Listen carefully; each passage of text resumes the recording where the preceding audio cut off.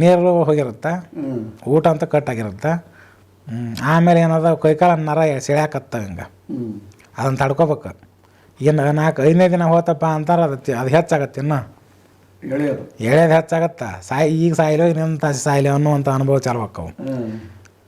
ನೀರು ಎಲ್ಲ ಊಟ ಬಿಟ್ಟಾಗಿದ್ದು ಬಟ ಬೈಲಾಗ ಮಾಡೋ ಮುಂದೆ ಮತ್ತು ಮನೆ ಮಾಡೋ ಮುಂದೆ ಮನೆ ಮಾಡಿದ್ರೆ ಅವು 7 ದಿನ ತಾನು ಏನಾಗೋಲ್ಲ.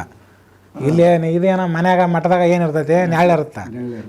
ಇಲ್ಲಿ ಒಂದು ಸ್ವಲ್ಪ ಬಿಸಿಲು ಇರೋಂಗಿಲ್ಲಲ್ಲ, ಅವ್ರಿಗೆ ನೀರಿನ ತೇವಾಂಶ ಒಳಗಿದ್ದದ್ದು ಹೋಗಂಗಿಲ್ಲ. ಅದ ಜಂಗಲ್ಲೇ ಮಾಡಾಕತ್ತಿಂದಂದ್ರೆ ಬಿಸಿಲು ಇರುತ್ತೆ ಮ್ಯಾಗ. ಆ ಬಿಸಿಲಿಗೆ ಅದು ಒಣಗಿ ಎಲ್ಲ ಇದಾಗಿ ಅದು ಹೀಟ್ ಮಾಡ್ತಾ ಕೆಲ ಹೋಗತ್ತೆ. ಅಲ್ಲಿ ಲೆಕ್ಕ ಹಿಡ್ದು ಹೇಳಕತ್ತೀನಿ ನಾನು. 7 ದಿನ ದೇವ್ರ ಭೇಟಿ ಆಗೋದು ಅಲ್ಲೇ, ಇಲ್ಲಿ ಮನ್ಯಾಗಲ್ಲ ಅಥವಾ ಮಠದಾಗಲ್ಲ. ಹಂಗೆ ಅಲ್ಲಿ ಏನೈತಿ ಜಂಗಲ್ ನಕ್ಕೊಂತ್ರಪ್ಪ ಅಂದ್ರೆ ಮುಂದೆ 6ನೇ ದಿನ ಯಾರ ಬಂದು ಬಾಯ ನೀರು ಹಾಕ್ರಪ್ಪ ಸಾಯ್ತೀನಿ ಅನ್ನೋ ಲೆಕ್ಕಕ್ಕಾಗತ್ತೆ. ಆಮೇಲೆ ಅದು ಏನಾಕೈತೆ ಅಂದ್ರೆ ಹಂಗೆ ಆದ್ಮೇಲೆ ಇವನು ಪ್ರಾಣಿ ಇವನು ಶರೀರ ಬಿಟ್ಟು ಹೊರಗೆ ಹೋಗ್ಬೇಕದು. ಯಾವಾಗ ಇವನು ಶರೀರ ಬಿಟ್ಟು ಹೊರಗಡೆ ಬರ್ಬೇಕು ಆಚಕ್ಕೆ, ಅದು ಬಂದು ಅಲ್ಲಿಗೆ ಹೋಗ್ಬೇಕು ಅಂದ್ರೆ ಅದು ಸಾಯ್ತೈತಿ ಇಲ್ಲೇ ಶರೀರ ಸಾಯ್ತೈತಿ. ಆಮೇಲೆ ಮುಂದೆ ಅಲ್ಲಿಗೆ ಹೋಗಿ ಅದು ಅದು ಯಾರ ಹೆಸರು ಹೇಳ್ಕೊಂಡು ತಪಸ್ಸು ಮಾಡಕತ್ತಿರ್ತಾರ ಅವ್ರನ್ನ ಕರ್ಕೊಂಬರ್ತದ. ಅವ್ರನ್ನ ಕರ್ಕೊಂಬಂದಾಗ ಅವ್ರು ಬಂದು ಭೇಟಿಯಾಗಿ ಹೊರ ಕೊಡ್ತಾರೆ. ಮತ್ತು ಅವ್ರು ಬರಲಿಲ್ಲ ಅಂದ್ರೆ ಈ ಒಂದೇನು ಹೋಗಿರ್ತೈತಲ್ಲ ಜೀವಾತ್ಮ ಮ್ಯಾಕ, ಅಲ್ಲಿ ಅವನ ಲೋಕ ಏನಾಯ್ತು ಪೂರ ಬೂದಿನ ಮಾಡ್ತೈತಿ. ಬರಲಿಲ್ಲ ಅಂದ್ರೆ ಅವನ ಜಾಗನ ಇರೋದಿಲ್ಲ. ಮತ್ತು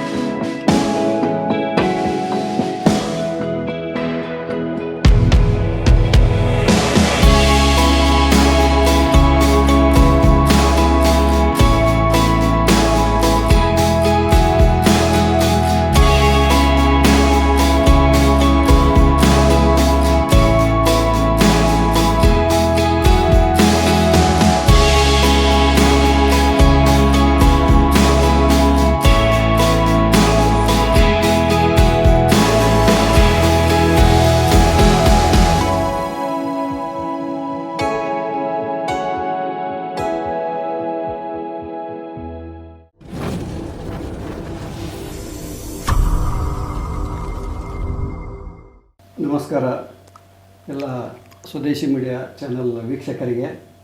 ಇವತ್ತು ನಾವು ಯೋಗಾನಂದ ಸ್ವಾಮಿಗಳ ಜೊತೆಗೆ ಸ್ವಲ್ಪ ಚರ್ಚೆಯನ್ನು ಮಾಡ್ತಾಯಿದ್ದೀವಿ ಕೆಲವೊಂದು ವಿಚಾರಗಳ ಬಗ್ಗೆ. ಈಗಾಗಲೇ ಸ್ವಾಮಿಗಳು 27 ಎಪಿಸೋಡ್ಗಳನ್ನು ಕೊಟ್ಟಿದ್ದಾರೆ.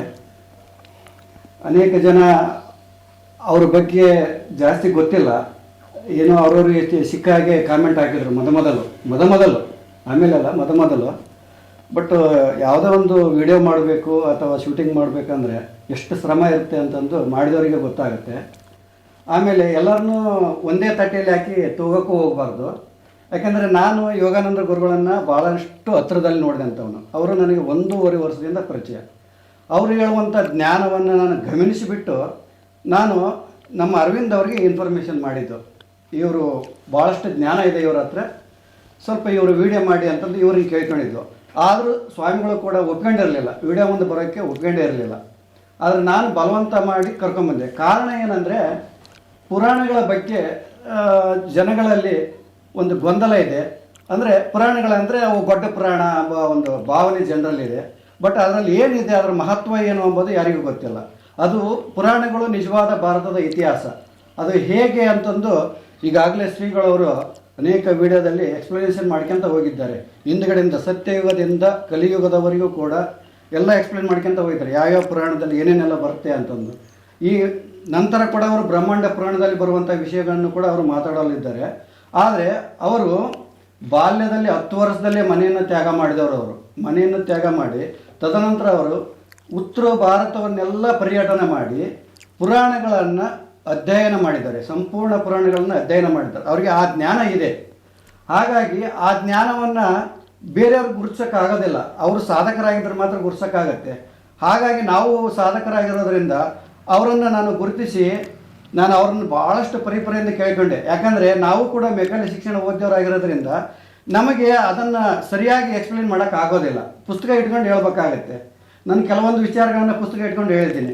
ಬಟ್ ಅವರಿಗೆ ಅದರಲ್ಲಿ ಸಂಪೂರ್ಣ ಅನುಭವ ಇದೆ ಯೋಗಾನಂದ ಸ್ವಾಮಿಗಳಿಗೆ. ಅದಕ್ಕೋಸ್ಕರ ನೀವೇ ಬಂದು ವಿಡಿಯೋ ಮಾಡಬೇಕು ಅಂತಂದು ಅವ್ರನ್ನ ಬಲವಂತ ಮಾಡಿದೆ. ಕನಿಷ್ಠ 4 ತಿಂಗಳಿಂದ ಹಿಂದೆ ಬಿದ್ದರೂ ಕೂಡ ಅದು ಆಗಿರಲಿಲ್ಲ, ಅವರು ಬಂದಿರಲಿಲ್ಲ, ಅದು ಟೈಮ್ ಕೊಡಿ ಬಂದಿರಲಿಲ್ಲ. ಕೊನೆಗೆ ನಮ್ಮ ಅರವಿಂದ್ ಅವರು ಇದ್ದಲ್ಲಿಗೆ ಹೋಗಿ ಮಠಕ್ಕೆ ಹೋಗಿ ತಮ್ಮ ವಿಡಿಯೋ ಮಾಡಿಕೊಂಡು ತಗೊಂಬಂದು ಹಾಕಿದ್ರು. ನೋಡಿ, ಬೆಳಗ್ಗೆ 10 ಗಂಟೆಗೆ ವಿಡಿಯೋ ಸ್ಟಾರ್ಟ್ ಮಾಡಿದರೆ ರಾತ್ರಿ 10-11 ಗಂಟೆವರೆಗೆ ಒಂದೇ ದಿವಸದ ವಿಡಿಯೋಗಳು, ಅವು 26-27 ಎಪಿಸೋಡ್ ಏನು ಮಾಡಿದಾರಲ್ಲ ಅವು ಒಂದೇ ದಿವಸ ಮಾಡಿದ್ದಾರೆ. ಅವರು ಸ್ವಾಮಿಗಳಿಗೆ ಸ್ವಲ್ಪ ಡಿಸ್ಕ್ ಪ್ರಾಬ್ಲಮ್ ಇದೆ, ಬೆನ್ನಿಂದ ಸ್ವಲ್ಪ ಪ್ರಾಬ್ಲಮ್ ಇದೆ, ಆದರೂ ಕೂಡ 2 ತಿಂಗಳು ಅವರು ಸತತವಾಗಿ ಬೆಡ್ ರಿಡನ್ ಆಗಿದ್ದರು. ಅಂಥವರು ಅರವಿಂದ್ ಹೋದಾಗ ಒಂದು ದಿವಸ ಕುಂತ್ಕೊಂಡು 29 ಎಪಿಸೋಡ್ಗಳನ್ನು ಮಾಡಿಕೊಟ್ಟಿದ್ದಾರೆ. ಅಂದರೆ ಅದರಿಂದ ಎಷ್ಟು ಶ್ರಮ ಇದೆ ಅಂತ ಜನಗಳು ಕೂಡ ತಿಳ್ಕೋಬೇಕು. ಆಮೇಲೆ ಬಾಯ್ ಇದೆ, ಫೋನ್ ಇದೆ ಅಂತಂದು ಏನೇನೋ ಕಾಮೆಂಟ್ ಮಾಡಬೇಡಿ, ಅವರ ಶ್ರಮಕ್ಕೆ ಬೆಲೆ ಕೊಡಿ. ನಾವು ಅವ್ರು ಕರ್ಕೊಂಬಂದಿರೋ ಉದ್ದೇಶ ಸತ್ಯ ಏನು, ಭಾರತದ ಇತಿಹಾಸ ಏನು ಅಂತ ಜಗತ್ತಿಗೆ ಗೊತ್ತಾಗಲಿ ಎಂಬ ಉದ್ದೇಶದಿಂದ ಕರ್ಕೊಂಬಂದಿದ್ದೀವಿ. ಯಾವುದೋ ವ್ಯವಹಾರ ಮಾಡೋಕ್ಕೋಸ್ಕರ ನಾವು ಕರ್ಕೊಂಬಂದಿಲ್ಲ. ಹಾಗಾಗಿ ಅವರು ಬೇರೆಯವ್ರಿಗೆ ಏನೋ ಕಾಮೆಂಟ್ ಹಾಕಿಬಿಡ್ತಾರಪ್ಪ ನಾನು ಒಲ್ಲೆ ಅಂತಂದು ಅವರಿಂದ ಸರ್ಕೊಂಡಿದ್ರು. ಇಲ್ಲ ಸ್ವಾಮಿಗಳೇ, ನೀವು ಬನ್ನಿ, ಉಪಯೋಗ ಆಗೋರಿಗೆ ಉಪಯೋಗ ಆಗುತ್ತೆ ಅಂತಂದು ನಾನು ಕೂಡ ಹೇಳಿದ್ದೆ. ಅದಕ್ಕೆ ನನ್ನ ನಂಬರ್ ಕೂಡ ಕೊಟ್ಟಿದ್ದೆ, ನನ್ನದೇ ನಂಬರ್ ಅದಕ್ಕೆ ಇದ್ದಿದ್ದು. ನನಗೆ ಫೋನ್ ಬರ್ತಾ ಇದ್ದಿದ್ದು. ವಿಪರೀತ ಫೋನ್ಗಳು, ವಿಪರೀತ ಫೋನ್ ಅಂದರೆ ವಿಪರೀತ ಫೋನ್ಗಳು, ಅದನ್ನು ಎತ್ತ ಕೂಡ ಆಗ್ತಿದ್ದಿಲ್ಲ. ಆ ಒಂದು ಪರಿಸ್ಥಿತಿ ಬಂದುಬಿಡುತ್ತೆ. ಪರವಾಗಿಲ್ಲ, ಎಷ್ಟೋ ಜನ ನನ್ನನ್ನು ಕೇಳಿ ಪುರಾಣಗಳು ಎಲ್ಲಿ ಸಿಗ್ತವೆ, ಇವು ಯಾವ ಪುರಾಣಗಳು ಓದಬೇಕು ಅಂತ ಹಲವಾರು ಜನ ನನ್ನ ಕೇಳಿದ್ದಾರೆ, ತುಂಬ ಆಸಕ್ತಿಯಿಂದ ಕೇಳಿದ್ದಾರೆ. ಅಂಥವರಿಗೆಲ್ಲ ನಾನು ಹೇಳ್ತೀನಿ, ಹುಬ್ಬಳ್ಳಿಯಲ್ಲಿ ಸಾಹಿತ್ಯ ಭಂಡಾರದಲ್ಲಿ ಸಿಗ್ತವೆ ಈ ಗ್ರಂಥಗಳು. ಆಮೇಲೆ ಧಾರವಾಡದಲ್ಲಿ ಸಾಮಾಜಿಕ ಪುಸ್ತಕದಲ್ಲಿ ಸಿಗುತ್ತವೆ. ಆಮೇಲೆ ಬೆಂಗಳೂರಿನಲ್ಲಿ ಸಾಹಿತ್ಯ ಭಂಡಾರ ಅಂತ ಇದೆ, ಚಾಮರಾಜನಗರದಲ್ಲಿ, ಅಲ್ಲಿ ಹೋಗಿ ಯಾವುದೇ ಬುಕ್ ಸ್ಟಾಲನ್ನು ಮೀಟ್ ಮಾಡಿಬಿಟ್ಟು ಅವರ ಸಂಪರ್ಕದಿಂದ ತರಿಸ್ಕೊಳ್ಬಹುದು ಅಂತಲೂ ನಾನು ಹೇಳಿದ್ದೀನಿ. ಬಹುಶಃ ಪುರಾಣ ಆಗಲಿ, ಬ್ರಹ್ಮಾಂಡ ಪುರಾಣ ಆಗಿರ್ಬೋದು, ಆಮೇಲೆ ಅನೇಕ ಪುರಾಣ, 18 ಪುರಾಣಗಳು ಕೂಡ. ಇವು ಒಂದು ಸಣ್ಣ ಪುಟ್ಟ ಪುರಾಣಗಳನ್ನು ತರಿಸ್ಕೊಳ್ಳೋಕೆ ಹೋಗಬೇಡಿ. 1-2 ವಾಲ್ಯೂಮ್ ಇರೋದು, ಅದು 10, 12, 15 ವಾಲ್ಯೂಮ್ಗಳು ಇರುವಂತಹ, ಅದು ವೇದವ್ಯಾಸರಿಂದ ಅದು ಭಾಷಾಂತರ ಆಗಿರುವಂತಹ ಒಂದು ಪುರಾಣಗಳನ್ನು ನೀವು ಓದಿದಾಗ ನಮ್ಮ ಶ್ರೀಗಳು ಹೇಳಿರುವಂತಹ ಎಲ್ಲ ವಿಷಯಗಳು ನಿಮಗೂ ಕೂಡ ಅರ್ಥ ಆಗ್ತವೆ. ದಯವಿಟ್ಟು ಬೇಡ ಕಾಮೆಂಟ್ಗಳು ಹಾಕಕ್ಕೆ ಹೋಗಬೇಡಿ. ನಮ್ಮ ಒಂದು ಶ್ರಮಕ್ಕೆ ಒಂದಿಟ್ಟು ಬೆಲೆ ಕೊಡಿ. ಆಮೇಲೆ ನಮ್ಮ ಅರವಿಂದ್ ಅವರು ಕೂಡ ಕಷ್ಟ ಬಿದ್ದು ಅಲ್ಲಿ ಬಾಗಲಕೋಟೆವರೆಗೆ ಹೋಗಿ ವಿಡಿಯೋ ಮಾಡಿದ್ದಾರೆ, ಅದಕ್ಕೂ ಕೂಡ ನೀವು ಒಂದು ಬೆಲೆ ಕೊಡಬೇಕು. ಬಾಯಿ ಬಂದಂಗೆಲ್ಲ ಕಾಮೆಂಟ್ ಮಾಡಬೇಡಿ. ಅನೇಕ ಜನ ಒಳ್ಳೆಯ ಅಭಿಪ್ರಾಯನ ವ್ಯಕ್ತಪಡಿಸಿದ್ದಾರೆ. ಆಮೇಲೆ ಅವ್ರನ್ನ ಭೇಟಿ ಆಗಬೇಕು ಅಂತ ಅನೇಕ ಜನ ಕೇಳಿದ್ದಾರೆ.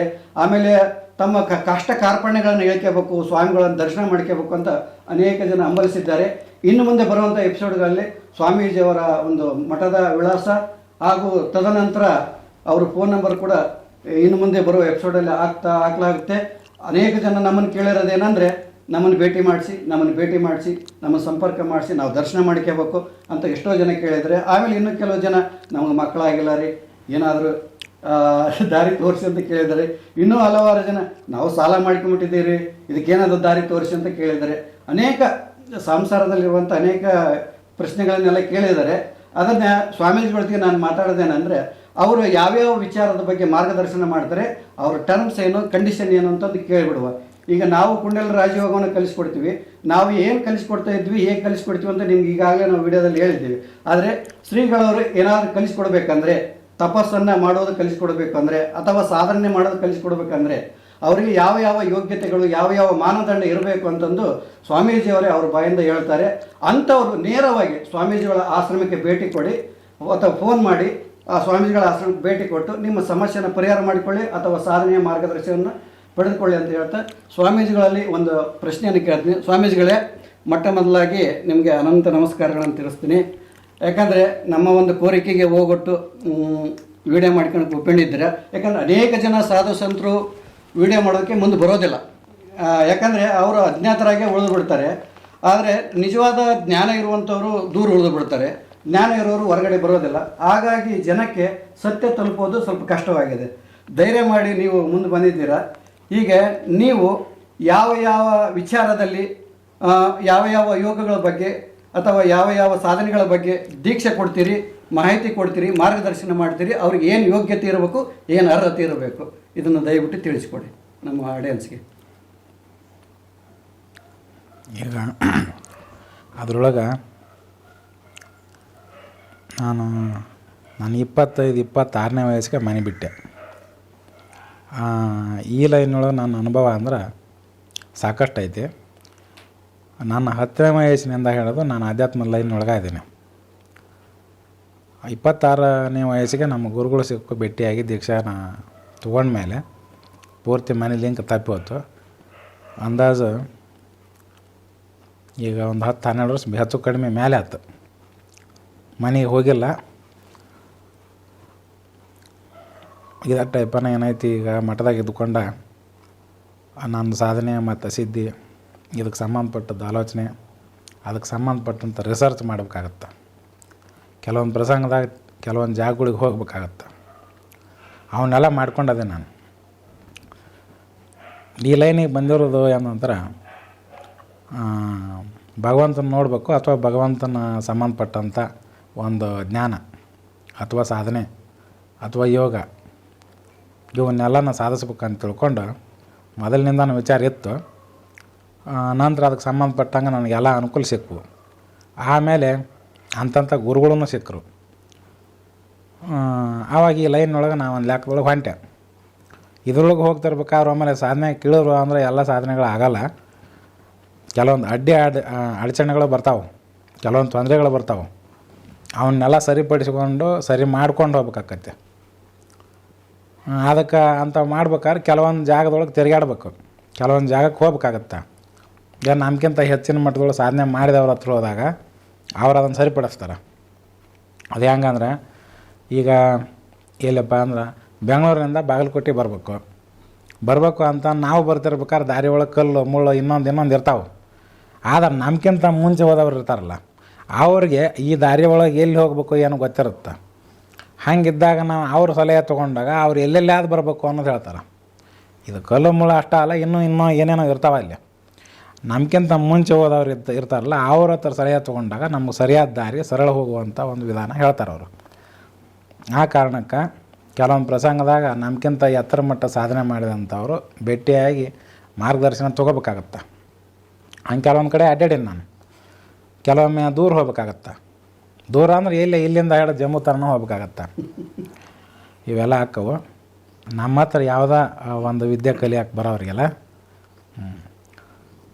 ನಮ್ಮಲ್ಲೇ ಯಾವುದೋ ಯೋಗ ಧ್ಯಾನ ಮತ್ತೊಂದು ವಿದ್ಯೆ ಕಲಿಯೋಕೆ ಏನು ಬರ್ತಾರಲ್ಲ, ಬಂದವ್ರಿಗೆ ಏನಪ್ಪ ಅಂದ್ರೆ ವಿದ್ಯಾನ ಹೇಳಿಕೊಡ್ತೈತಿ.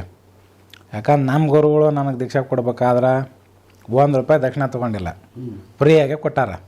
ನಾನಾದ್ರೂ ಏನಪ್ಪ ಅಂದ್ರೆ ಯಾರು ದೀಕ್ಷೆ ತೊಗೊಳಕ್ಕೆ ಅಥವಾ ಸಾಧನೆ ಕಲಿತೀನಿ ಅಂತ ಬಂದವ್ರಿಗೆ ನಮ್ಮಲ್ಲಿರುವಂಥ ವಿದ್ಯೆನ ಹೇಳಿಕೊಡುತ್ತೆ. ನಾನು ₹1 ದಕ್ಷಿಣ ತೊಗೊಳಂಗಿಲ್ಲ. ಯಾಕಂದ್ರೆ ನಮ್ಮ ಗುರುಗಳ ತೊಗೊಂಡಿಲ್ಲ, ಏನು ನಾ ತೊಗೊಳೋದು ಯಾಕೆ? ಅದು ತೊಗೊಳೋದೂ ಒಂದು, ಮತ್ತು ಇನ್ನೊಂದು ಅದರ ಅವಶ್ಯಕತೆನೂ ಬೀಳೋದಿಲ್ಲ. ಹಾಗೇನಾರ ಅವಶ್ಯಕತೆ ಬಿದ್ದಾಗ ಶಿವ ಕೊಡ್ತಾನೆ. ಇನ್ನು ನಮ್ಮಲ್ಲಿ ಈ ವಿದ್ಯೆ ಕಲಿಯೋಕೆ ಬರುವಂಥವ್ರು ಹೆಂಗಿರ್ಬೇಕಂದ್ರೆ, ನಮ್ಮ ಮಠದಾಗ ಒಂದು 6 ತಿಂಗಳು 1 ವರ್ಷ ಇದ್ದು ಸೇವೆ ಮಾಡ್ಬೇಕು ಅವರು. ಆಗ ಎಲ್ಲಿಂದ ನಾನು ಬಂದು ದೀಕ್ಷೆ ಕೊಡ್ರಿ ನಮ್ಗೆ ಅಂತೇಳಿ ತೊಗೊಂಡು ಹಿಂಗೆ ಹೋಗೋಕೆ ನಡೆಯೋಂಗಿಲ್ಲ. ಯಾಕಂದ್ರೆ ದೀಕ್ಷಾ ಅಂತ ನಮ್ಮ ಯಾವುದೋ ಸಣ್ಣ ಪುಟ್ಟ ದೀಕ್ಷೆ ಅಲ್ಲವು. ಮತ್ತು ಅವ್ನು ಹಿಂಗೆ ಮಾಡಿ ಬಂದ್ರಿ ತೊಗೊಂಡವ್ರಿ ಅಂತಂದು ಕೊಡೋಕೆ ಬೀದಿಯಾಗಿ ಬಿದ್ದಿರೋ ವಸ್ತು ಅಲ್ಲದು. ಅದು ಬ್ರಹ್ಮವಿದ್ಯೆ. ಅವನು ಕೊಡ್ಬೇಕಾದ್ರೆ ಆ ವ್ಯಕ್ತಿ ನನ್ನ ಕಣ್ಣೆದುರಿಗೆ ಇರಬೇಕು, ಎಲ್ಲ ನಾನು ನೋಡ್ಬೇಕು.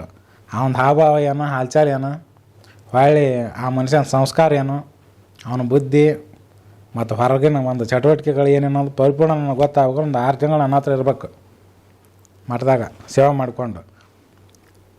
ನಾವು ಕೊಟ್ಟದ್ದನ್ನು ನಾವು ಇಟ್ಟಂಗೆ ಇರ್ಬೇಕಾಗತ್ತೆ ಅಲ್ಲಿ. ಆ ಲೆಕ್ಕಕ್ಕಿದ್ದಾಗ ನನ್ನ ಮನಸ್ಸಿಗೆ ಹಿಡಿಸಿದ ಅಂತಂದ್ರೆ ನಮ್ಮ ಮಂತಲ್ಲಿರುವಂಥ ವಿದ್ಯೆ ಕೊಡ್ತೈತೆ. ಇಲ್ಲ ಅಂತಂದ್ರೆ ಇನ್ನೊಂದು ಸತ್ತಿನ ಸೇವೆ ಮಾಡು ಅಂತ ಹೇಳುತ್ತೆ. ಬೇಕಾತ ಅಂದ್ರೆ ಇರಲಿ, ಸಾಕತ್ತಪ್ಪ ಅಂದ್ರೆ ಹೋಗಲಿ, ನನಗೇನು ಕೊಡಬೇಕು ಅಂತೇನು ನನಗೇನು ಇದು ಇಲ್ಲ. ದೀಕ್ಷಾ ಕೊಡೋದನ್ನು ಏನು ಸಣ್ಣದಲ್ಲ. ಆ ಶಿಷ್ಯನ ಅರ್ಧ ಕರ್ಮಟ್ಟು ಗುರುವಿಗೆ ಬರುತ್ತೆ, ಗುರುವಿನ ಅರ್ಧ ಪುಣ್ಯ ತೊಗೊಂಡು ಹೋಗ್ಕನವ. ದೀಕ್ಷಾ ಕೊಡೋದು ಹಿಂಗೈತಿ, ಪುಕಟ ಕೊಡೋದಲ್ಲದು. ಶಿಷ್ಯನ ಅರ್ಧ ಕರ್ಮ ಹೊರಗೆ ಕಟ್ಟಿದ್ರೆ ತನ್ನ ಪುಣ್ಯ ಅರ್ಧ ಖಾಲಿ ಮಾಡ್ಕೊಂಡು ಅವು ಕೊಡಕ್ಕೆ ಕಟ್ಟಿದ್ರೆ ದೀಕ್ಷಾ ಕೊಡ್ಬೇಕು. ಹಿಂಗೈತಿ. ಅದಕ್ಕೆ ಎಲ್ಲಿಂದ ನಾವು ಬಂದು ದೀಕ್ಷಾ ತೊಗೊಂಡು ಹೋಗೋದು ಕಮರ್ಷಿಯಲ್ ವ್ಯವಹಾರ ಅಲ್ಲಿವು. ಅದು ಬ್ರಹ್ಮವಿದ್ಯೆ ಬೋರ್ಡ್ ಹಾಕ್ಯಾರದಕ್ಕೆ ಏನಂತ, ಬ್ರಹ್ಮವಿದ್ಯೆಯನ್ನು ಕೇಳಿದಾಗಲೇ ಹೇಳக்கூಡದು ಅಂಥೇಳಿ. ಹಿಂಗಿದ್ದಾಗ ಅವನ್ನೆಲ್ಲ ಈ ಟೈಪ್ ಬಂದು ತೊಗೊಂಡು ಹೋಗುವಂಥವು ಅಲ್ಲವು. ಇನ್ನು ದೀಕ್ಷಾ ತೊಗೊಂಡುವಂಥ ವಿಧಿವಿಧಾನ ಅವ್ರು ಹೆಂಗಿರ್ಬೇಕು ಅಂದ್ರೆ, ಇಲ್ಲ ನಾವು ಹಠಯೋಗದ ದೀಕ್ಷಾ ತೊಗೊತೀವಿ ಅಂದ್ರೆ 12 ವರ್ಷ ಸ್ಥಾವರಲಿಂಗ ಪೂಜೆ ಮಾಡಿದವನಾಗಿರ್ಬೇಕು, ಇಲ್ಲ 12 ವರ್ಷ ಗುರುಸೇವೆ ಮಾಡಿದವನಾಗಿರ್ಬೇಕು. ಅವನಿಗೆ ಈ ಯೋಗ ಮಾಡುವಂಥ ಯೋಗ್ಯತೆ ಇರುತ್ತೆ. ಇಲ್ಲ ಅಂದ್ರೆ ಅದು ಕೈ ಹಾಕಿದ್ರೆ 25,000 ವೋಲ್ಟೇಜ್ ಕರೆಂಟ್ ಹಿಡಿದು ಸತ್ತು ಹೋದಂಗೆ ಆಗುತ್ತೆ.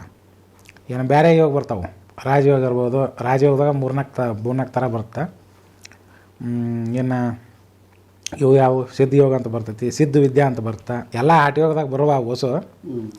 ಅವನ್ನೇನೈತಿ ಅಭ್ಯಾಸ ಮಾಡ್ತೀನಿ ಅಥವಾ ಕಲಿತೀನಿ ಅಂತಂದ್ರೆ ಅವಕ್ಕೆ ಒಂದೊಂದು ವರ್ಷ ಆದರೂ ಮಠದಾಗ ಇರ್ಬೇಕಾಗತ್ತೆ. ನಮ್ಮಲ್ಲಿರುವಂಥ ಯೋಗ ವಿದ್ಯೆಗಳು ಹಾಗೆ ಕಲ್ತು ಹೋಗೋದಲ್ಲ, ಅವ್ರಿಗೆ ಮುಂದೆ ಅನುಭವನೂ ಚಾಲ್ವಾಕವು, ಅವ್ರಿಗೆ ಮುಂದೆ ಸಿದ್ಧಿನೂ ಬರ್ತಾವೆ. ಯಾಕಂದ್ರೆ ಇಂಥ ವಿದ್ಯಾನ ಈಗ ಸದ್ಯ ಚಾಲ್ತಿ ಒಳಗೆ ನಮ್ಮ ಕರ್ನಾಟಕದೊಳಗೆ ಅಂದ್ರೆ ಒಂದು 3-4 ಮಂದಿ ಬಿಟ್ಟರೆ ಯಾರಲ್ಲಿ ಇಲ್ಲ. ಯಾರಿಗೂ ನೀವು ಗೊತ್ತೂ ಇಲ್ಲ. ಗೊತ್ತಿದ್ರೆ ಅಂತ ಹೆಸರು ಕೇಳಿರ್ತಾರಟ, ವಿದ್ಯೆ ಯಾರ ಹತ್ರ ಇಲ್ಲ. ನಾವ 3-4 ಮಂದಿ ಇದೀವಿ ಜೀವಂತ. ಅದ್ರಾಗ ಇನ್ನೊಂದು 2-3 ಮಂದಿ ಅದಾರ, ಅವ್ರ ಕೈ ಸಿಗಲ್ಲ. ನಾನಾದ್ರೂ ಕೈ ಸಿಗಲ್ಲ ಕುಂತಿದ್ದೆ. ಕೆಲವೊಂದು ಕಾರಣಕ್ಕೆ ನಾ ಬರ್ಬೇಕಾತಿಲ್ಲ ಎಲ್ಲೇ ಈ ಚಾನಲ್ನಾಗ. ಮತ್ತು ಇದ್ರಾಗ ಬಂದು ಇವನ್ನೆಲ್ಲ ಪ್ರಚಾರ ಮಾಡಿ ಹೇಳಿ ಹೋಯ್ ನಮ್ಮ ಮಠದಾಗ ಕುಂತು ಅಥವಾ ಇನ್ನೊಂದು ಏನಪ್ಪ ಅಂದ್ರೆ ಇದನ್ನು ಶಿಷ್ಯರನ್ನ ಹುಟ್ಟಿಸಿ ಸಾಕಷ್ಟು ಭಕ್ತರ ಸರ್ಕಲ್ ನಿರ್ಮಾಣ ಮಾಡೋದ್ರಿಂದ ನಂಗೆ ಯಾವ ಪ್ರಯೋಜನವೂ ಇಲ್ಲ. ಅವ್ರಿಂದ ನಾನು ಬರುವಂಥದ್ದು ಏನೂ ಇಲ್ಲ. ಅವ್ರು ದೀಕ್ಷಾ ಕೊಡೋದ್ರಿಂದ ಆಗಲಿ ಅಥವಾ ಸಾಕಷ್ಟು ಮಂದಿ ಭಕ್ತರನ್ನ ಹುಟ್ಟಿಸೋದ್ರಿಂದ ಆಗಲಿ ನನಗೆ ಯಾವ ಉಪಯೋಗನೂ ಇಲ್ಲ. ಎದಕ್ಕೆ ಉಪಯೋಗ ಇಲ್ಲ, ನಂದು ಕಳ್ಕೊಬೇಕಾಕತಿ. ಅವ್ರು ನನಗೆ ಕೊಡ್ತಾರೇನು? ಅವರು ನನಗೆ ಕೊಡುವಂಥದ್ದು ಅವ್ರ ಹತ್ರ ಏನೂ ಇಲ್ಲ. ಭಾಳ ದುಡ್ಡು ಇರಬೇಕು. ಆ ದುಡ್ಡು ನಾವು ಅಂತ್ಯಕ್ಕೆ ಜಮಾ ಮಾಡಿ ಇಟ್ಕೊಂಡು ಏನು ಮಾಡೋದನ್ನ? ನಮಗೆ ಎಷ್ಟು ಅವಶ್ಯಕತೆ ಇರ್ತೈತೆ ಅಷ್ಟನ್ನು ಕೊಡ್ತಾನವ. ಮುಗಿತು, ಹೆಂಗೋ ನಡೀತೈತೆ. ಇನ್ನು ಇವು ಏನದವು ಹೆಚ್ಚಿನ ಇವನ್ನ ಹೆಂಗೆ ಜಮಾ ಮಾಡ್ಕೊಂತ ಹಂಗೆ ಇದು ನಮ್ಮ ದೊಡ್ಡ ಸಂಸಾರಕ್ಕೆ ಬಿದ್ದಂಗೆ. ಇದು ಹೊರಗಡೆ ಇರೋದು ಇವ್ರು ಏನಂದ್ರೆ ಸಣ್ಣ ಸಂಸಾರ, ಇದು ಮಠದಾಗ ಇರೋದು ದೊಡ್ಡ ಸಂಸಾರ. ಇದು ದೊಡ್ಡ ಸಂಸಾರ ಕಟ್ಟಿಕೊಂಡಂಗೆ ನೋಡಿ, ಅದು ಶಿಷ್ಯರನ್ನ ಮಾಡ್ಕೊಳ್ಳೋದು, ಭಕ್ತರನ್ನ ಮಾಡ್ಕೊಳ್ಳೋದು ಅಂದ್ರೆ. ಆ ಕಾರಣಕ್ಕೆ ನಮ್ಮ ಒಂದು ದೀಕ್ಷಾ ವಿಧಾನದೊಳಗೆ ಯಾವುದೇ ರೂಲ್ಸ್ ಇಲ್ಲ. ಯಾರು ಬ್ರಹ್ಮಚರ್ಯ ಪಾಲನೆ ಒಂದು ಬರ್ತೈತಿ. ಅದು ಹೆಂಗೆ ಬ್ರಹ್ಮಚರ್ಯ ಪಾಲನೆ ಅಂದ್ರೆ, ಬ್ರಹ್ಮಚಾರಿ ಇದ್ನಂದ್ರೆ ಅವ್ನು ಹಾಕೊಂಡು ಬ್ರಹ್ಮಚಾರಿನೇ ಇರಬೇಕು. ಏನು ಸಂಸಾರಸ್ಥರು ಇದ್ರೆ ಅಂದ್ರೆ 15 ದಿನ ಅಥವಾ ತಿಂಗಳಿಗೆ ಒಂದು ಸರ್ತಿ ಅವರು ತಮ್ಮದೇನು ಸಂಸಾರ ಇರುತ್ತೆ ಅದು ಮಾಡ್ಕೊಂಡು ಹೋಗ್ಬೋದು. ಹಂಗಂತ ನಡೀತೈತೆ. ಅದು ಬ್ರಹ್ಮಚಾರಿ ಪಾಲನೆ ಮಾಡಿದಂಗೆ ಆ ಟೈಪ್ ಇದ್ದರು. ಮತ್ತು ಇದು ಬಿಟ್ಟು ಮಾಂಸಾಹಾರ ಮತ್ತು ಸರೆ ಕುಡಿಯೋದು ಇವು ನಡೆಯೋಂಗಿಲ್ಲ. ಗಾಂಜಾ ಸೇದ್ಬೋದು, ಗಾಂಜಾ ಬಿಡಿ ಇವೇನೋ ಬೇಕಾದ್ರೆ ಸೇದ್ಬೋದು, ಬಿಡ್ಬೋದು, ಅವ್ರ ಇಚ್ಛೆ ಅದು. ನಮ್ಮ ಯೋಗಕ್ಕೆ ಏನದಾವು ಹಿಂಗೆ ನಿಯಮ ಅದಾವು. ಮದುವೆ ಆಗಿದ್ರೆ ತಾಯಿಯಾಕೆ ಪತ್ನಿರೋದ ತಾಯಿಗೆ ಹೋಗ್ಬೇಕು. ಮದುವೆ ಆಗಿಲ್ಲ ಬ್ರಹ್ಮಚಾರಿಯಾಗಿ ಹೋಗ್ತಾನ. ಮತ್ತು ಇವನ್ನೆಲ್ಲ ನಿಯಮ ಮಾಡ್ದಾನ ಹೆಂಗೆ ಮಾಡಿದ್ರೆ ಇವು ಏನದಾವು ನಮ್ಮ ಯೋಗಗಳು ನಡೆಯೋದಿಲ್ಲ. ಭಾಳ ಸೈಡ್ ಎಫೆಕ್ಟ್ ಕೊಡ್ಬೇಕವು. ಇದಕ್ಕೆ ಪ್ರತಿಯೊಂದು ಅನುಭವ ಬಂದಾಗೂ ಸಹಿತ ಗುರುವಿನ ಮಾರ್ಗದರ್ಶನ ಬೇಕು. ಗುರುವಿನ ಮಾರ್ಗದರ್ಶನ ಬೇಕಂದ್ರೆ ಅವಾಗ ಯೋಗದಾಗ ಏನೇನು ಅನುಭವ ಆಕ್ಕವು ಆ ಅನುಭವ ಆದದ್ದನ್ನು ನನಗೆ ಹೇಳ್ಬೇಕಿಲ್ಲ. ದೀಕ್ಷಾ ತೊಗೊಂಡಾಗ ಹೋಗ್ಬಿಡೋದಲ್ಲ ತಗ. ಏನೋ ಒಂದು ಈ ತಿಂಗಳು ಏನಾಯ್ತು, ಮುಂದಿನ ತಿಂಗಳು ಏನಾಯ್ತು, ಮತ್ತು 6 ತಿಂಗಳ ನಂತರ ಏನಾಯ್ತು, ಕೆಲವೊಂದಿಷ್ಟು ಸಿದ್ಧಿ ಬಂದಾಗೂ ಸಹಿತ ನನಗೆ ಹೇಳ್ಬೇಕು. ಅವ್ನು ಹಿಂಗೆ ಬಂದವು ನಮ್ಗೆ ಹಿಂಗೆ ಕಾಣಕತ್ತಾವಂತ. ನಾನು ಬಿಟ್ಟು ಇನ್ನು ಯಾರ ಮುಂದೆ ಹೇಳಬಾರ್ದು. ಅಕಸ್ಮಾತ್ ಹೇಳಿದ್ರೆ ಆ ಸಿದ್ಧಿಗಳೆಲ್ಲ ಹೊರಟೋಗ್ಬಿಡ್ತಾವೆ. ಮುಗೀತು, ಗುಟ್ಟು ಬಿಟ್ಟ ಅಲ್ಲಿ ಕೆಟ್ಟ ಹಿಂಗಂತೈತಿ.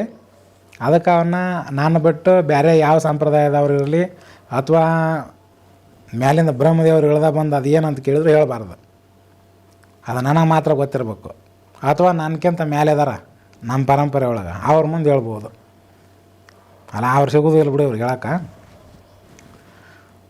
ಇನ್ನು ದೀಕ್ಷಾನ ಯಾವ ತೊಗೊತಾರ ಸಾಧನೆ ಮಾಡ್ಕೊತದಾಗ ಅನುಭವ ಬರ್ತಾವೆ ಅವ್ರಿಗೆ. ಮತ್ತು ನನ್ನಲ್ಲಿ ಇನ್ನೂ ಒಂದು ಐತೆ, ದೀಕ್ಷಾ ಕೊಟ್ಟದ್ದನ್ನು ಹೊಳ್ಳಿ ಹಿಂದಕ್ಕೆ ತೊಗೊಳ್ಳುವಂಥ ವಿದ್ಯೆನೂ ಐತೆ. ಭಾಳ ಸಂಪ್ರದಾಯದಾಗ ಇಲ್ಲಿದು ದೀಕ್ಷಾ ಕೊಟ್ಟರಂದ್ರೆ ಮುಗಿತ ಅಲ್ಲಿಗೆ. ಅವ ಹೋದ ಇದ್ರಿದ್ದ. ಇಲ್ಲಿ ಏನೈತೆ ಅಂದ್ರೆ ದೀಕ್ಷಾ ಕೊಟ್ಟ ನಂತರ ಮನುಷ್ಯ ಏನಾರ ಸ್ವಲ್ಪ ಹುಚ್ಚುಚ್ಚಾಕಾರ ಮಾಡಾಕತ್ತಿದ್ರ ಅಥವಾ ಅದನ್ನ ಏನಾರ ದುರುಪಯೋಗ ಮಾಡಾಕತ್ತಿದ್ರ ಕೊಟ್ಟದ್ದನ್ನು ಹಿಂದಕ್ಕೆ ತೊಗೊಳ್ಳುವಂಥ ವಿದ್ಯೆ ನನಗೆ ನಮ್ಮದ್ರಾಗ ಐತಿ. ನಮ್ಮವ್ರಿಗೆ ಎಲ್ಲರಿಗೂ ಗೊತ್ತದ. ಇಲ್ಲಿಂದ ದೀಕ್ಷಾ ತೊಗೊಂಡು ಅಮೇರಿಕದಾಗ ಕುಂತಿರಲಿ, ಇಲ್ಲಿಂದ ನಾನು ಹಿಂದಕ್ಕೆ ತೊಗೊತೀನಿ ಊಟ. ಅದನ್ನು ಅವಾಗೇನೇನು ಸಿದ್ಧಿ ಆಗಿ ಅವಾಗೇನೇನು ಚಮತ್ಕಾರ ಮಾಡ್ಕೊತ ಇದ್ದವನ ಆಗಿರಲಿ. ಮತ್ತು ಇಲ್ಲಿ ಬಂದ್ ಮಾಡಿನಾರ ಅವ್ನು ಹೊಸು ಬಂದ. ಅಲ್ಲಿ ಮೇನ್ ಸ್ವಿಚ್ ನನ್ನ ಹತ್ರ ಇರ್ತೈತಿ. ಎಷ್ಟಾರು ಲೈಟ್ ಹಚ್ಕೊಳ್ಳಿ, ಆ ವೈರ್ ತೊಗೊಂಡು ಎಷ್ಟು ಲೈಟ್ ಹಚ್ಕೊಂಡು ದೊಡ್ಡ ಅರ್ಮನೆನ ಕಟ್ಟಿದ ಅದ್ರ ತುಂಬ ಲೈಟ್ ಹಾಕಿರಲಿ, ಸ್ವಿಚ್ ತೆಗೆದ್ಬಿಟ್ರೆ ಹೆಂಗೆ ಅಷ್ಟು ಲೈಟ್ ಗಪ್ ಹಾಕವು ಹಂಗೆ ಇಲ್ಲಿ ಕೀಲ ಇರ್ತದೆ. ತೆಗೆದ ಅವ್ನು ಸಿದ್ಧಿ ಓಟು ಹೋಕ್ಕವ ಅಲ್ಲಿ. ಅದ್ರ ಸಲಾಗಿ ನಮ್ಮಲ್ಲೇ ಬಂದು ಇವನ್ನೆಲ್ಲ ಕಲ್ತು ಇದನ್ನು ಮಾಡ್ತೀವಿ ಅಂತಂದ್ರೆ ಇಲ್ಲದಾವು ಇಷ್ಟೆಲ್ಲ ನಿಯಮ ಬರ್ತಾವೆ. 6 ತಿಂಗಳಿಂದ 1 ವರ್ಷ ಸೇವೆ ಮಾಡ್ಬೇಕು ಮಠದಾಗಿದ್ದು. ಆ ಮನುಷ್ಯ ನನ್ನ ಮನಸ್ಸಿಗೆ ಹಿಡಿಸ್ಬೇಕು. ಅವನ ಗುಣಗಳು ಅವನ ಗುಣಗಳು ನನ್ನ ಮನಸ್ಸಿಗೆ ಒಪ್ಪಿಗೆ ಆಗ್ಬೇಕು. ಹಂಗೆ ಬಂದರು ಒಂದಿಷ್ಟು ಮಂದಿ ಬಂದಿದ್ದು ಕಳಿಸಿದ್ರಲ್ಲ ನಿಮ್ಮರನ್ನ, ಏನಂತಂದ್ರೆ ಮಠ ಒಂದೇನು ಕಸ ಹೊಡಿತಿದ್ದಿಲ್ಲ, ಸುತ್ತಾರ್ದ ಕಸ ಬೆಳತಪ್ಪ ಅಂದ್ರೆ ಅದು ಅಲ್ಲೇ ಅದ್ರಾಗ ಕುಂತು ಎದ್ದು ಹೋಗಿದ್ರು ಅವರು. ಊಟ ಮಾಡಿದ್ರೆ ತಮ್ಮ ತಾಟ ಅಷ್ಟ ತೊಳ್ಕೊಂಡು ತೊಳೆದಿಟ್ಟು ಹೋಗ್ಬಿಡ್ರ. ನನಗೆ ಎದ್ದು ಕುಂದ್ರಕ್ಕೆ ಬರೋದು ಪರಿಸ್ಥಿತಿ ಇತ್ತು. ಈಗ ಅನ್ಬಿಡಿ ಈಗ ಸುಧಾರಿಸ್ಕೊಂಡು ಈಗ. ಆದರೆ ಈಗ ಇವರಿಂದ 2 ತಿಂಗಳಿಂದ ತಿಂಗಳಾತಲ್ರಿ, ತಿಂಗಳಿಂದ ಬಂದಾಗ ಹಾಸಿಗೆ ಗಿಡದ ಮನ್ಕೊಂಡಿದ್ದಾನೆ 2 ತಿಂಗಳಿಂದ. ಇವ್ರು ಬಂದಾಗ ನಾನು ಎದ್ದು ಕುಂತದ್ದು. ಮತ್ತು ಈಗ ಏನೈತಿ, ಈಗ ಎಲ್ಲಿ ಬೇಕಲ್ಲ ತಿರುಗಾಡ್ತೀನಿ, ಅಡ್ಡಾಡ್ತೀನಿ. ಆತು ಇನ್ನೊಂದು 15-20 ದಿನ ಪೂರ ಆರಾಮ ಆದಂಗೆ ಇದು. ಹಂಗಿದ್ದಾಗ ಆ ಊಟ ಮಾಡಿ ತಾಟ ಆ ಮಠದ ಹುಡ್ರು ಬಂದು ಅವ್ರು ತೊಳ್ದಾರ. ನಿಮ್ಮಾರು ಕಳಿಸ್ತಾರ ಊಟ ಮುಟ್ಟಲಿಲ್ಲ ಅವನ್ನ. ಇವು ಏನು ಈ ಟೈಪ ಶಿಷ್ಯಾರ. ಅದಕ್ಕೆ ನಮ್ಮ ವಿಧಿವಿಧಾನ ನಮ್ಮ ದಾರಿ ಹಿಂಗದಾವು. ದೊಡ್ಡವ್ರಿರಲಿ ಸಣ್ಣವ್ರಿರಲಿ, ಅವ್ರು ಯಾವುದೇ ಧರ್ಮದವ್ರು ಇರಲಿ, ನನ್ನ ಮನಸ್ಸಿಗೆ ಹಿಡಿಸ್ತಪ್ಪ ಕೊಡ್ತೀನಿ ಅವನ್ನ. ಅವ್ರು ಸಾಧನೆ ಮಾಡ್ಕೊಂಡು ಹೋಗಲಿ.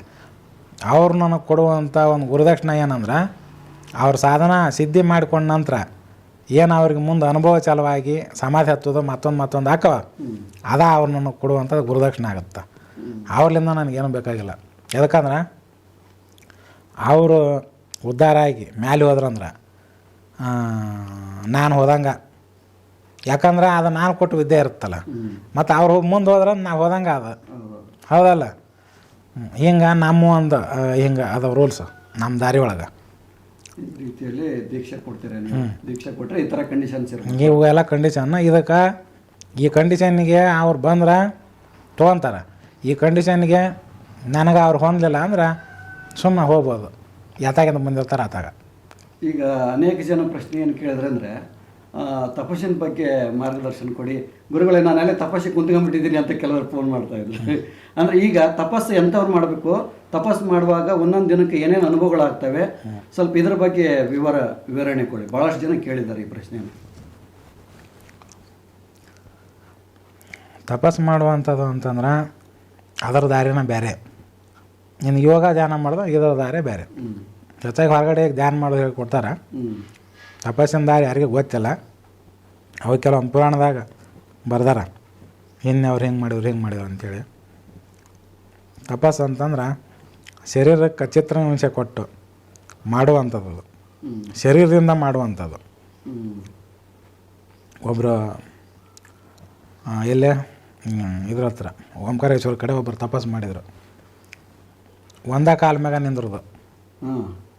ಒಂದೇ ಕಾಲ ಮ್ಯಾಗ ನಿಂತಾಗ ಪಂಚಾಕ್ಷರಿ ಮಂತ್ರ ಹೇಳ್ಕೊತಾನೆ ಇರೋದು.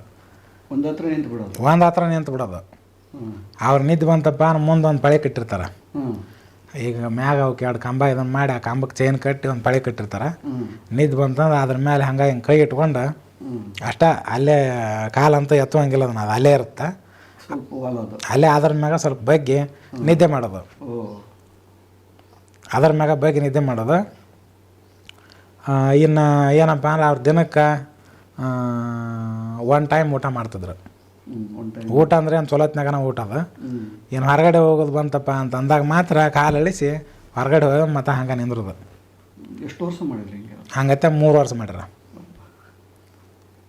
3 ವರ್ಷ ಮಾಡ್ಯಾರ. ಆಮೇಲೆ ಲಾಸ್ಟಿಗೆ ಏನಪ್ಪ ಅಂದ್ರೆ ಒಂದಿನ ಶಿವ ಬಂದು ಭೇಟಿನ ಆದ ಅವ್ರಿಗೆ. ಅದು ಭೇಟಿ ಆದ ನಂತರ ಅವ್ರು ಜನರಿಗೆ ಕಾಣಲೇ ಇಲ್ಲ, ಎಲ್ಲಿ ಹೋದ್ರು ಅವರು. ಅದು ಆಗಿಂದ 3 ವರ್ಷ ತನಕನೂ ಅವ್ರು ಹಂಗೆ ಒಂಟಿಗಾಲಿನ ಮ್ಯಾಗ ನಿಂತು ತಪಸ್ಸು ಮಾಡ್ರ. ಅವ್ರು ಹಂಗೆ ನಿಂತಾಗ ನಡಿ ಸ್ವಲ್ಪ ತಿಂಗಳು ಕಳೆದ ಮೇಲೆ ಕಾಲೆಲ್ಲ ಉಬ್ಬಿ ಒಡೆದು ಎಲ್ಲ ರಕ್ತ ಸೋರ್ತಿತ್ತು ಅದ್ರಾಗ. ಆ ನಮನೆ ಎಲ್ಲ ಆದ್ರೂ ಬಿಟ್ಟಿಲ್ಲ ಅವರು. ಮುಂದೆ ಕ್ರಮೇಣ ಹತ್ತಾಗಿತ್ತಾಗ ಇರ್ತಾರಲ್ಲ ಅವರು ಶಿಷ್ಯರು, ಅವರ ಪೌಡ್ರು ಅದು ಇದು ಹೊಡೆದು ಈ ಚೀಲಕ್ಕೆ ಕುಣಿ ಪುಡಿ ಹೊಡಿತಾರಲ್ಲ, ಹಂಗೆ ಹೊಡೆದು ಅದನ್ನ ಹೊಳ್ಳಿ ಹಂಗೆ ತಾನೇ ಹತ್ಕೊಂಡು ತಾನೇ ಆರಾಮತ್ತದ. ತಪಸ್ಸಿಗೆ ನಿಂತ ಮನುಷ್ಯ ಸಾಯೋದಿಲ್ಲ. ಅದನ್ನು ಮತ್ತು ಅದು ಏನೈತಿ ಕಾಲು ಹೆಂಗಿತ್ತು ಹಂಗೆ ಆತು. ಆದ್ರೆ ಇದು ಕಾಣ್ತತ್ತ, ಲೈನ್ ಬಿದ್ದತ್ತಲ್ಲ, ಅದು ರಕ್ತ ಸೋರಿದ್ದು ಅದು ಕಾಣ್ತತ್ತ. ಮುಂದೆ ಶಿವ ಭೇಟಿ ಆದ. ಈಗ ಮನೆಯಲ್ಲಿ ತಪಸ್ಸಿಗೆ ಕುಂದ್ರಬೇಕಂತಾರಲ್ಲ ಗುರುಗಳೇ, ಒಂದೊಂದು ದಿವಸಕ್ಕೆ ಏನೇನೆಲ್ಲ ಅನುಭವ. ಇವ್ರು ಏನಾರ ಇಲ್ಲಿ ಮನ್ಯಾಗ ತಪಸ್ಸಿಗೆ ಕುಂತ್ರಂದ್ರೆ ಅದೇನಾಕತಿ, ಮನ್ಯಾಗಾರ ಕುಂದ್ರಲಿ ಮಠದಾಗಾರ ಕುಂದ್ರಲಿ, ತಪಸ್ಸು ಮಾಡುವಂಥದ್ದು ಏನೈತಲ್ಲ ಅದನ್ನು ಮಾಡೋರು ಜಂಗಲಿಗೆ ಹೋಗ್ಬೇಕು. ಜಂಗಲಿಗೆ ಹೋಗ್ಬೇಕು. ಮನುಷ್ಯರ ಸಂಪರ್ಕ ಇರೋ ಜಾಗದಾಗ ಹೋಗಿ ಕುಂತು ಮಾಡುವ ಅವೆಲ್ಲ.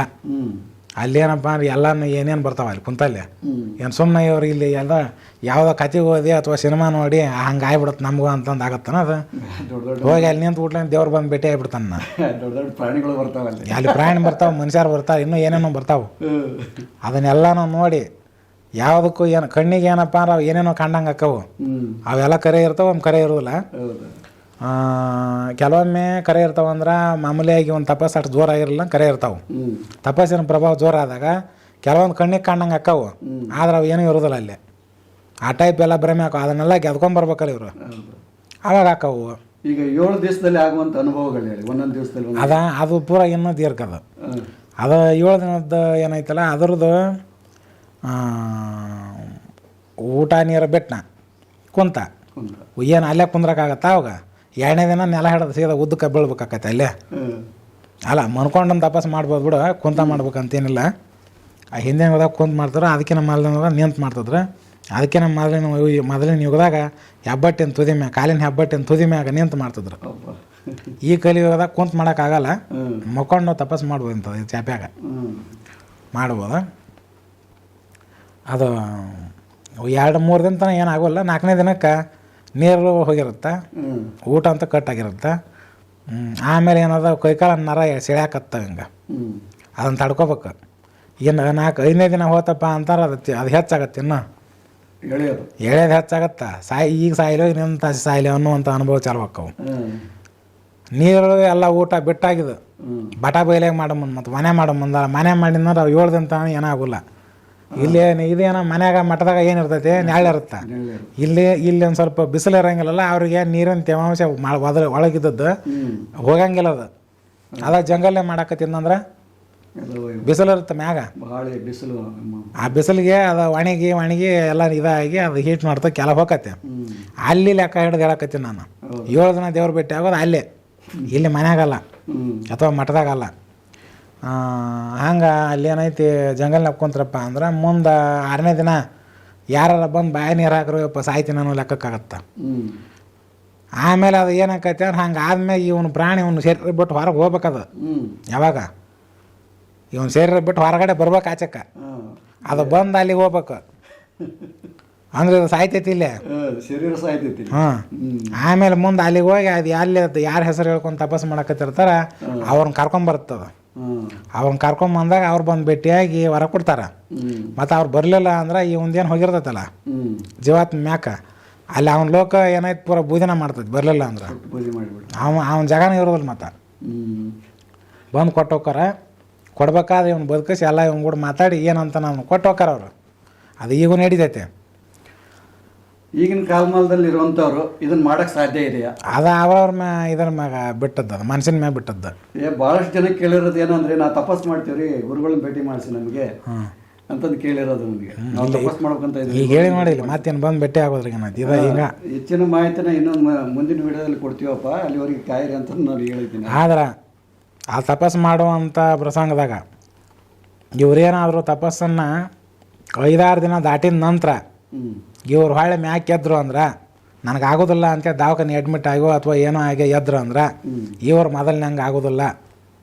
ಏನಾಗಿರುತ್ತೆ ಅಂತ ಆಟತಿಗೆ ಒಳಗೆ ಏನೇನು ಡ್ಯಾಮೇಜ್ ಆಗ್ಬೇಕು ಡ್ಯಾಮೇಜ್ ಆಗಿರ್ತಾವೆ. ಕಿಡ್ನಿ ಹೋಗಿರ್ತಾವೋ, ಇನ್ನೇನು ಲಿವರ್ ಹೋಗಿರುತ್ತೋ, ಇನ್ನು ಇನ್ನೇನು ಒಳಗೆ ಏನೇನು ಅದಾವೆ ಹೋಗಿರ್ತಾವೆ. ಆದ್ರೆ ಮೊದಲಿನಂಗೆ ಆಗೋದಿಲ್ಲ. ಅದನ್ನು ಅರ್ಧ ಮಾಡಿ ಅವನು ಏನಾರ ಎದ್ದೇಳಕ್ಕೆ ನೋಡಿದ್ನ ಅಂದ್ರೆ ಅವನು ಮೊದಲಿನಂಗೆ ಇರಂಗಿಲ್ಲ. ಮಾಡಿದ್ರೆ ಪೂರ್ತಿ ಮಾಡ್ಬೇಕು, ಮಾಡಕ್ಕೆ ಹೋಗ್ಬಾರ್ದು. ಮಾಡಾಗಿದ್ರೆ ಒಂದು ಸರ್ತಿ ಮುಂದೆ ಕೀಳು ಹೆಜ್ಜೆ ಟೊಂಟನ ಅಂದ್ಮ್ಯಾಗ ಅದ್ರಾಗ ಹೋಗ್ಬಿಡ್ಬೇಕು.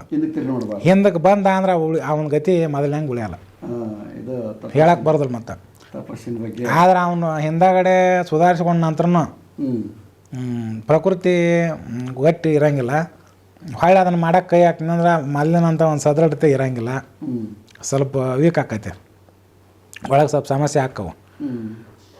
ಮತ್ತು ಇವನ್ನೆಲ್ಲ ಆಲೋಚನೆ ಮಾಡಿ ಅದಕ್ಕೆ ಕೈ ಹಾಕ್ಬೇಕು. ಇದಕ್ಕೆ ನೀವು ಮಾರ್ಗದರ್ಶನ ಕೊಡ್ತೀರಾ? ಮಾಡ್ತೀವಿ ಅಂತ ಬಂದರೆ ಇದಕ್ಕೆ ಮಾಡಲಿ, ಅದಕ್ಕೇನೈತಿ ಯಾರು ಬರ್ತಾರಲ್ಲ ಮಾರ್ಗದರ್ಶನ ಕೊಡ್ತಾ ಬೇಕಾದ್ರೆ ಮಾಡೋದಕ್ಕೆ. ಸಹಾಯಕ್ಕೆ ಕಟ್ಟಿದ್ರೆ ಮಾಡ್ಬೋದು. ಮತ್ತು ಸಹಾಯಕ್ಕೆ ಕಟ್ಟಿದ್ದವನ್ನ ಮಾಡ್ಬೇಕಲ್ಲ ಇದನ್ನು. ಬದುಕ್ತೀನಿ ಅನ್ನೋರು ಮಾಡಂಗಿಲ್ಲ ನೋಡಿ. ಎಂದಾದ್ರೂ ಒಂದಿನ ಸಾಯ್ದ ಹುಟ್ಟನ ಅಂದ್ಮ್ಯಾಗ ಸಾಯ್ತಾನ ಇಲ್ಲ, ಮತ್ತು ಸಾಯ್ತಾನೆ ಸುಮ್ಮನೆ ಹಿಂಗೆ ಸತ್ತು ಹೋಗೋದು ತುಲ ಅದತ್ತಾಗ. ಆ ನಿರ್ಧಾರಕ್ಕೆ ಬಂದಿರಬೇಕು. ಆ ನಿರ್ಧಾರಕ್ಕೆ ಬಂದಿರಬೇಕು. ಭಗವಂತನ ಬಿಟ್ರೆ ನನಗೆ ಬದುಕಕ್ಕೆ ಆಗೋದಿಲ್ಲ, ಆಗೋದಿಲ್ಲ. ಭಗವಂತನ ನಾನು ನೋಡತ್ತೀನಿ ಅಂತ ಅನ್ನುವಂಥವ್ರು ಇರ್ತಾರಲ್ಲ, ದೇವ್ರ ಸಲ ಪ್ರಾಣ ಕೊಡ್ತೀನಿ ಅಂತ. ದೃಢ ನಿರ್ಧಾರದಲ್ಲಿ ಇರೋದು. ಇಲ್ಲೊಂದು ಮಾತು ಬರ್ತೈತಲ್ಲ, ಹೆಣ್ಣಿಗಾಗಿ ಸತ್ತವ್ರು ಕೋಟಿ, ಮಣ್ಣಿಗಾಗಿ ಸತ್ತವ್ರು ಕೋಟಿ, ಇನ್ನು ಯಾವ್ಯಾವ್ದಕ್ಕೆ ಸತ್ತವ್ರು ಎಷ್ಟೋ ಕೋಟಿ ಐತಾ ಇಲ್ಲ. ಹೌದು, ಹಂಗತ್ತೆ ದೇವ್ರ ಸಲ ಸತ್ತವ್ರು ಯಾರೂ ಇಲ್ಲ ಅಂತ. ಯಾರೂ ಇಲ್ಲ. ಹಂಗೆ ಇವಾಗ ದೇವ್ರ ಸಲ ಸಹಾಯ ಕೊಂಡ್ನಾರ ಸಹಾಯ ಕೊಡಂಗಿಲ್ಲ, ಬರ್ತಾನ. ಆದ್ರೆ ಇವ್ರು ಸಹಾಯಕ್ಕೆ ಹೋಗೋದಿಲ್ಲ, ಸಾಯೋದಿಲ್ಲ ಇವ್ರು, ಸಾಗಿಲ್ಲ. ಮತ್ತು ಅವ ಬರೋದಿಲ್ಲ.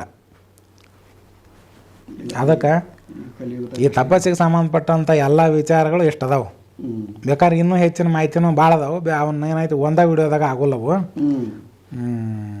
ಇನ್ನು ಕೆಲವು ಮಂದಿ ಏನು ಮಾಡ್ತಾರೆ, ಮೊದಲ ಸ್ವಲ್ಪ ಒನ್ ಟೈಮ್ ಊಟ ಮಾಡ್ಕೊಂಡು ಹೋಗ್ತಾರೆ 21 ದಿನ. 21 ದಿನ ಮುಗಿದ ಮತ್ತೆ ಮುಂದಲೆ 21 ದಿನ ಹಣ್ಣಿನ ಮ್ಯಾಗ ಹೋಗ್ತಾರೆ, ಒನ್ ಟೈಮ್ ಹಣ್ಣು. ಮತ್ತು ಮುಂದೆ 21 ದಿನ ಮುಗಿದ ಮೇಲೆ ಏನು ಮಾಡ್ತಾರೆ, ಇವು ಹಸಿ ಎಲೆ ಇರ್ತಾವಲ್ಲ ಕೆಲವು ತಿನ್ನುವಂಥವು, ಅವನು ತಿಂತಾರೆ. ಒನ್ ಟೈಮು ನೀರನ್ನು ಕುಡಿತಾರೆ, ಅದನ್ನು ತಿಂತಿರ್ತಾರೆ. ಅದನ್ನು ಮಾಡ್ಕೊಂಡು ಅವನು ಕುಂತು ತಪಾಸ್ ಮಾಡ್ತಿರ್ತಾನೆ, ಮಕ್ಕೊಂಡು ಮಾಡಂಗಿಲ್ಲ. ತಾಕತ್ತಿರ್ತಲ್ಲ ಶರೀರದಾಗ. ದಿನಕ್ಕೆ ಒನ್ ಟೈಮ್ ಎಲಿಯಾರ ತಿನ್ನಲಿ ಹಣ್ಣಾರ ತಿನ್ನಲಿ ಕುಂತು ಮಾಡ್ತಿರ್ತಾನೆ. ನೀರು ಕುಡಿತಾರೆ, ಮತ್ತು 1 ಟೈಮು 2 ಟೈಮ್ ಕುಡಿತಾರೆ. ಇದು ಮುಗಿದ ಮೇಲೆ ಹಿಂಗೆ ಮಾಡೋರು ನಿತ್ಯ ಜಳಕ ಮಾಡ್ಬೇಕಾಗತ್ತೆ. ಪ್ರತಿನಿತ್ಯ ಜಳಕ ತಿಂದಾನ ಅಂತಂದ್ಮ್ಯಾಗ ಜಳಕ ಮಾಡಬೇಕವ. ಯಾಕಂದ್ರೆ ಹೊರಗೆ ಹೋಗಿ ಬರ್ಬೇಕಲ್ಲ, ಹೊರಗೆ ಹೋಗಿ ಬಂದ್ಮೇಲೆ ಮಡಿಯಾಗೆ ಕುಂದಿರ್ಬೇಕು. ಅಂದ್ರೆ ತಪಾಸೆ ಕುಂತಾಗ ಅದು ಅವಶ್ಯಕತೆ ಇಲ್ಲ ಸ್ನಾನ ಮಾಡೋದು. ಹಿಂಗೆ ನಾನು ಈಗ ಹೇಳಿದ್ನಲ್ಲ, ಈ ವಿಧಾನದಾಗ ಕುಂತಾಗ ಅವಶ್ಯಕತೆ ಐತೆ. ಈ ವಿಧಾನದಾಗ ಕುಂತ್ರೆ ಅವಶ್ಯಕತೆ ಐತೆ. ಒಂದೇ ಸಲ ಕುಂತ ಎಲ್ಲ ಬಿಟ್ಟು ಕುಂದಿರ್ತಾರಲ್ಲ, ಅವಾಗೇನು ಅದು ಬೇಕಾಗೇ ಇಲ್ಲ. ಅವಾಗ ಯಾವ ಆಸನನೂ ಬೇಕಾಗಿಲ್ಲ. ಒಂದೇ ಸಲ ಎಲ್ಲ ನೀರು ಊಟ ಬಿಟ್ಟನಲ್ಲ, ಅವು ಒಂದೇನು ಜಳಕ ಮಾಡಿ ಕುಂತಿರ್ತಾನೆ, ಆಟನ ಮ್ಯಾಗ ಹೋಗುತ್ತೆ. ಅದ ದೇವ್ರ ದೌಡ್ ಬರ್ತಾನೆ. ಇಲ್ಲಿ ಏನೈತಲ್ಲ, ಇದು 21 ದಿನ ಇದೇನು ಹಂತ ಬರ್ತಾವೆ. ಇಲ್ಲಿ ಮತ್ತೆ ತಿಂದಿರ್ತಾನೆ ಅಂದ್ಮೇಲೆ ಮತ್ತೆ ಹೊರಗೆ ಹೋಗ್ಬೇಕಾಗತ್ತೆ, ಅವು ಜಳಕ ಆಗ್ಬೇಕಾಗತ್ತೆ.